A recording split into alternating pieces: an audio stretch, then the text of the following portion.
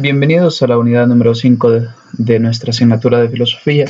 En este último encuentro, en este último periodo, vamos a estudiar las categorías filosóficas para el análisis de la cultura, y desde la filosofía queremos analizar los distintos aspectos de la realidad cultural, ciertamente de nuestro país, pero quisiera que tengamos sobre todo un enfoque más general, un enfoque de mayor horizonte de lo que significa la cultura. Por tanto, es necesario que identifiquemos los aspectos fundamentales que caracterizan la cultura, cómo se conforma, cuál es su estructura y obviamente cuáles son las dimensiones que ella comprende.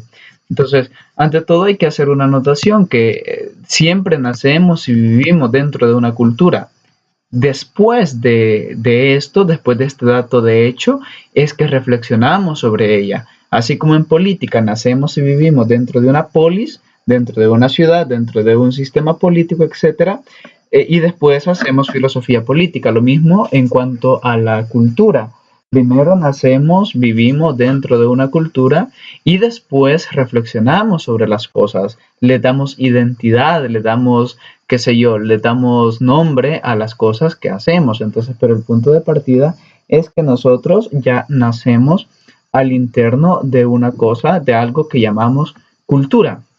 Ahora bien, la palabra, el término cultura tiene una polivalencia en sí misma. Entonces, si lo tomamos desde el punto de vista de la etimología, la palabra cultura, el término cultura, procede del latín colere, que este término, este verbo colere, tiene tres significados, o lo podemos ver desde tres perspectivas. Primero, en el sentido físico.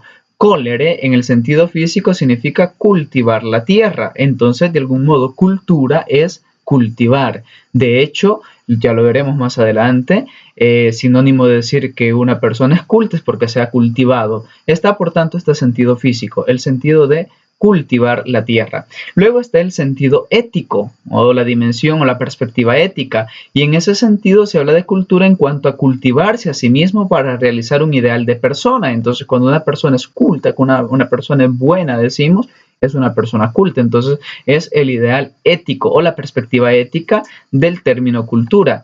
Luego, la dimensión religiosa. En este sentido se refiere al culto que se le da a Dios, y siempre tenemos aquí la misma raíz, cultura, culto. Entonces, son estas las valencias que tiene desde el punto de vista etimológico la palabra cultura. Entonces, esto es el primer punto que necesito que tengamos en cuenta en cuanto a la polivalencia del término. Lo segundo quizás es que si nosotros echamos una miradita así a la rápida a la sección cultura, cuando abrimos el periódico, ¿qué es lo que encontramos? Bueno, básicamente encontramos arte, literatura, espectáculos, historia, farándula, etcétera. Entonces, cultura en el sentido de los más media se refiere a un pequeño mundo burgués ocupados en el ocio, contra los temas importantes de la vida cotidiana. O sea, una cosa son los grandes temas, economía, política, internacionales, departamentales, etcétera, y por allí está metido también cultura, y cultura en el sentido de los más medias refieren a un pequeño grupo burgués que puede darse el lujo de, qué sé yo, de shows, de farándula y cosas así. Si vemos eso, de hecho, hagamos el ensayo, veamos en los periódicos a qué se refieren con el término, con el término cultura. Luego, en el cotidiano hablar, nosotros también hablamos de personas cultas. Ya lo hacía referencia anteriormente, pero cuando hablamos de personas cultas, se refiere a las personas que tienen muchos conocimientos de variados argumentos. Entonces, cuando una persona sabe de muchas cosas, decimos, esa persona es una persona culta, ha sido bien cultivada. Entonces, creo que estamos en grado de dar una definición aproximativa de qué es o qué entendemos por cultura. Por tanto, por cultura vamos a entender todo lo que el hombre hace, conforma y crea. Así de básico. Todo lo que el hombre hace, conforma y crea. Eso vamos a entender por cultura. Ahora bien, ¿cuáles son las partes que estructuran la cultura? Es lo que vemos a continuación. Las partes estructurales de la cultura básicamente son tres. Primero tenemos el sentido moral. Ante todo, esto es el centro que unifica la cultura. es lo que llamamos el sentido moral o la cultura vivida. Ojo, no se refiere a la ética, no, se refiere a los elementos no materiales que subyacen en una comunidad, es decir, los códigos éticos no escritos, sino latos, los elementos que rigen la vida de los individuos y las comunidades. Si no hay un sentido moral que rija la vida personal y la vida de una comunidad, no podemos hablar de cultura. Hay una regla moral implícita, no está escrita por allí, nadie te la está recordando, pero está latamente presente en la sociedad. Por ejemplo, imagínense, en la casa a uno de chiquillo le enseñaron, ¿no? Cuando alguien te regala algo, mamá nos enseña de chiquitos, para ser agradecido, nos enseña diciendo, ¿cómo se dice, hijo? Gracias. Y aprendemos a decir gracias. Y eso es un código ético. Y después crecemos con ese código ético de agradecer cuando nos ofrecen algo. Y así sucesivamente los distintos aspectos del sentido moral que tiene la cultura. Luego encontramos también el sentido religioso, muy unido al sentido moral. No me refiero aquí al sentido de las religiones, no, me refiero al sentido de lo sagrado que el ser humano tiene en sí mismo, el sentido de lo trascendente. No le pongas nombre a tu Dios, pero todos tenemos el sentido de lo religioso en nosotros mismos. Es algo vivido por todos y no precisamente ligado a una determinada religión ni establecida en una determinada doctrina. No porque lo diga la Biblia, no porque lo diga el catecismo, etc. Hay un sentido de la trascendencia. Incluso, yo les mencionaba en algún momento aquel título del libro que dice ¿en qué creen los que no creen? Porque todos tenemos el sentido de la trascendencia. Finalmente, el tercer componente estructural de la cultura son los sectores de la cultura. Ok, estos dos son configurantes, están básicamente al centro. Luego vienen los sectores de la cultura y en este sentido se refiere a los diferentes ámbitos en los cuales se desarrolla la vida social de una persona.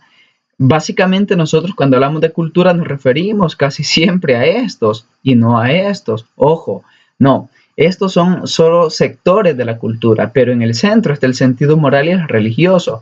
¿Cuáles son, por tanto, esos sectores? Veamos, ahí tenemos la familia, la amistad, la economía, actividades de reposo y diversión, comunicación, asistencia social, el trabajo, el derecho, el arte, el comercio, la escuela, etc. Entonces, todos esos son sectores en los cuales se da la cultura, son componentes de la cultura.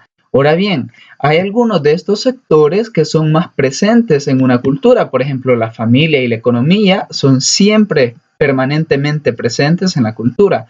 Otros, en cambio, solo aparecen en algunas ocasiones. Por ejemplo, no todos vivimos inmersos en un mundo de arte, no todos vivimos inmersos en un mundo, qué sé yo, de actividades de diversión, o sea, aparecen, van y vienen. En cambio, por ejemplo, la familia siempre está allí como un elemento cultural que nos determina tanto nuestra vida personal como nuestra vida colectiva, nos determina en nuestro proceso, en nuestro obrar. Bien, ahora bien, dicho esto, si estas son las partes estructurales de la cultura, veamos cómo se construye la cultura, la construcción de la cultura.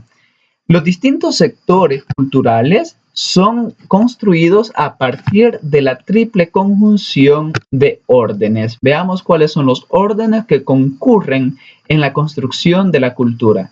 Primero tenemos una dimensión, un orden material, un orden relacional, un orden religioso. Veamos en qué consisten. El orden material es el orden de la técnica, comprende la construcción de viviendas hasta la más amplia variedad de herramientas de madera, piedra, hueso, metal, etc. Ok, ¿qué estamos entendiendo por construir la cultura a partir de la materia? Bueno, estamos entendiendo que la dimensión material, las cosas materiales, son parte importante del legado constructivo de la cultura. De modo que los edificios son esa dimensión material, es lo que los griegos llamaban poiesis, lo que el hombre hace. Las cosas que el hombre hace con cosas materiales en las que el hombre interviene son parte importante de la cultura, en la construcción de la cultura. Entonces, por eso es que, por ejemplo, las calles antiguas, las fachadas, las casas, las iglesias, los monumentos y todo eso es parte de la construcción de la cultura, es lo que se llama la cultura material. Luego está la cultura relacional, y aquí estamos hablando del orden de la organización y articulación de funciones. Aquí estamos ya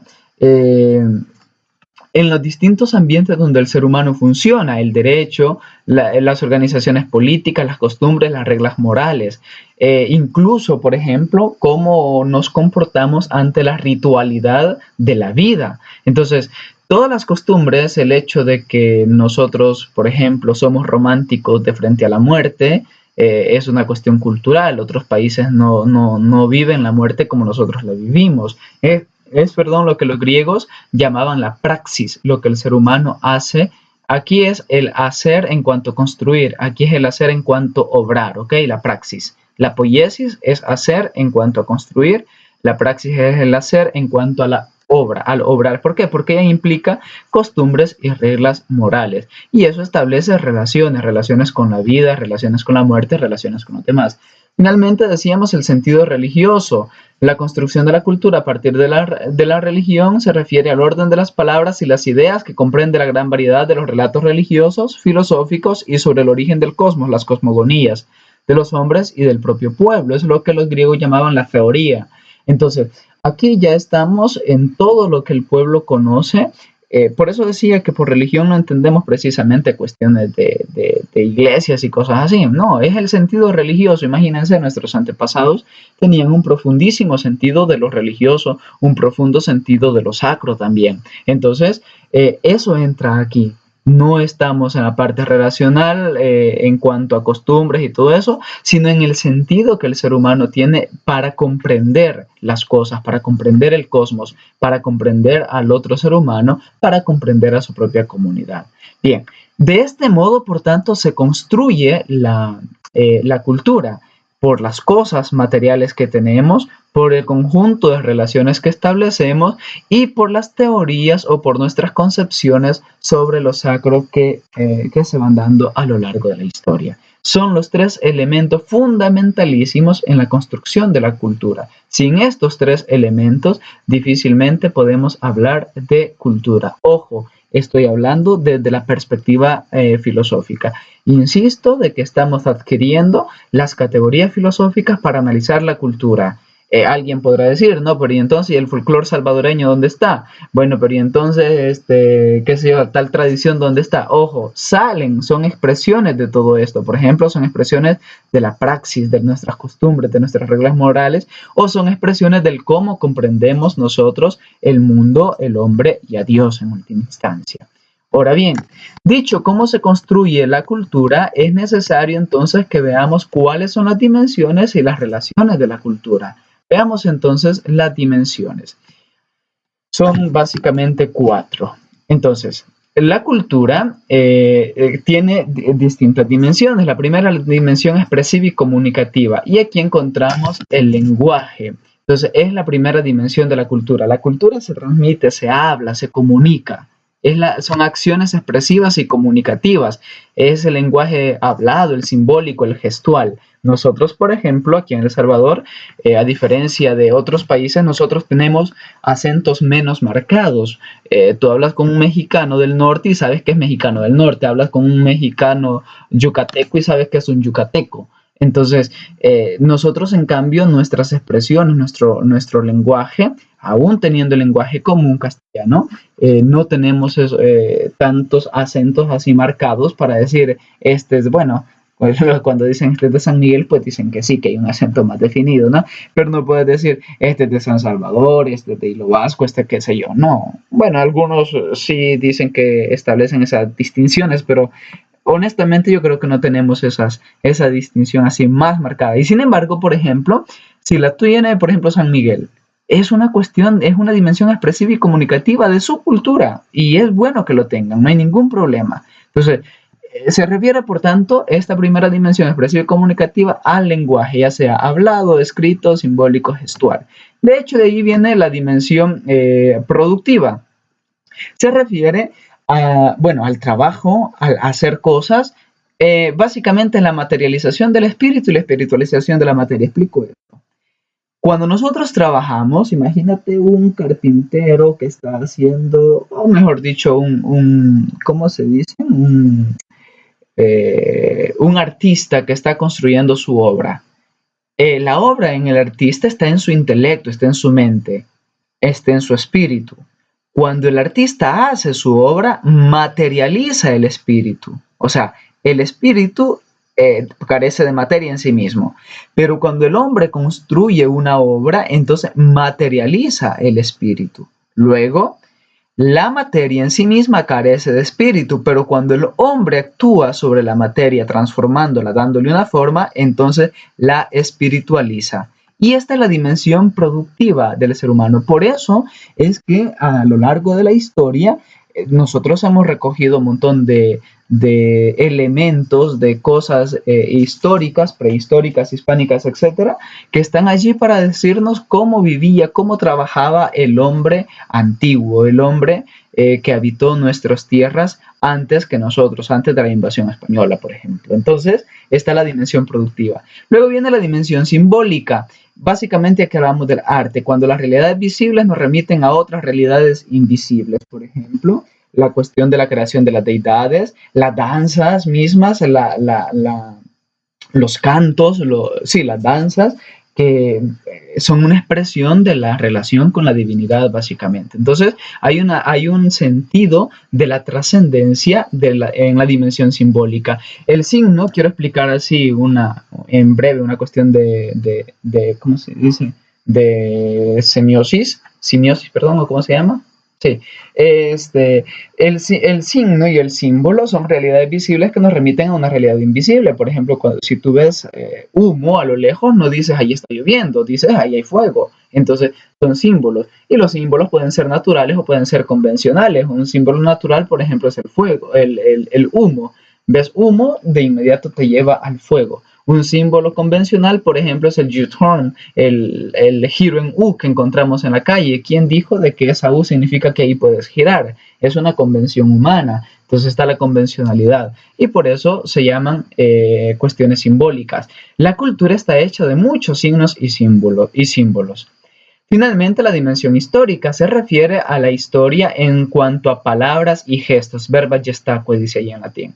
Se refiere a esas dos dimensiones de la historia en cuanto a palabras y en cuanto a gestas, a acciones que a lo largo de la historia se han dado. Ahora bien, estas cuatro dimensiones son en las que se expresa la cultura, en el lenguaje, en la producción de elementos, en los símbolos y en la historia. Entonces, son las dimensiones que expresan la cultura. Finalmente, veamos ahora entonces cuáles son las relaciones de la cultura y la vamos a ver en dos dimensiones, básicamente, esas relaciones. La cultura establece relaciones que determinan a la persona y a la sociedad. En cuanto a la persona, la cultura es determinante a la personalidad. La construcción de la identidad, la definición y la proposición que definan la forma de vida. Entonces, dependiendo cómo sea nuestra cultura personal, así vivimos, así nos comunicamos, así nos relacionamos, así establecemos los nexos con las demás personas. ¿Por qué? Porque la cultura determina a la persona en su personalidad, es determinante en su identidad. Y en cuanto a la sociedad, la cultura aparece como su gramática, es decir, para entender una sociedad tenemos que leer su cultura. Es el depósito de cosas obvias que se comparten. Y de hecho la cultura se convierte para la sociedad en regla de comportamiento para ella. Quien vive en una sociedad admite y se somete a las dimensiones culturales que esa sociedad tiene. Bien, hasta aquí esta exposición sintética de la cultura en sus elementos constitutivos. Adelante tenemos que ver la dimensión espiritual del ser humano, que es por lo que el hombre es capaz de crear cultura.